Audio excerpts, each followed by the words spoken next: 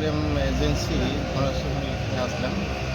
এখানে আমাদের সঙ্গে আছেন লিগেল মেট্রোলজি ডিপার্টমেন্টের প্রতিনিধি, সঙ্গে আছেন আমাদের ফুড অ্যান্ড সিভিল সাপ্লাই ডিপার্টমেন্টের প্রতিনিধি, আইএসএলের প্রতিনিধি আছেন এবং জুমা পেট্রোলিয়াম এজেন্সির মালিক স্বয়ং নিজেও আছেন।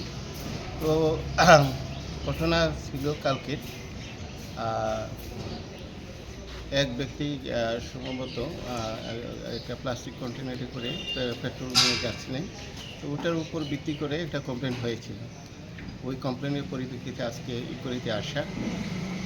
তো ইনকোয়ারি সারলাম আমরা।